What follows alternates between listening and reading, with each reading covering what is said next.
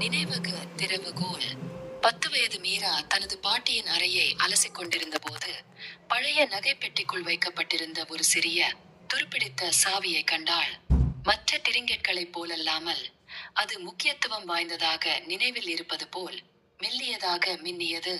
ஆர்வத்துடன் அதை பாட்டியிடம் காட்டினாள் மீரா. அவள் ஏக்கத்துடன் சிரித்தாள். அது உங்கள் தாத்தா, அவள் மெதுவாக சொன்னாள். ஆனால் அது இனி என்ன திறக்கிறது என்று எனக்கு நினைவில் இல்லை. யாராவது நினைவில் வைத்துக் கொள்வதற்காக அது காத்திருக்கலாம்.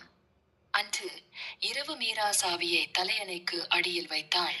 தூக்கம் வர அவளது கனவுகள் தெளிவாகின. வெள்ளி நிலவின் கீழ் ஒரு மூடுபனி வயல்வெளியில் சாவியை பிடித்துக் கொண்டு நிற்பதைக் கண்டாள்.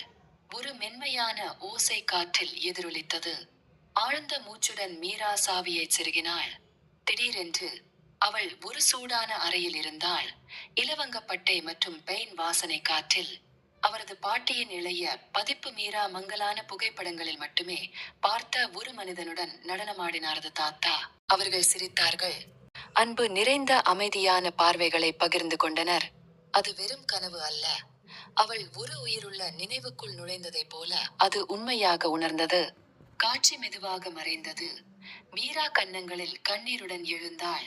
சாவி இன்னும் அவள் கையில் இருந்தது.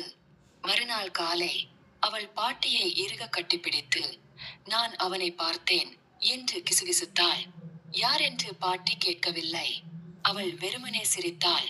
கண்கள் கண்ணாடி மற்றும் அப்புறம் சாவி யாருக்காக என்று கண்டுபிடித்தது.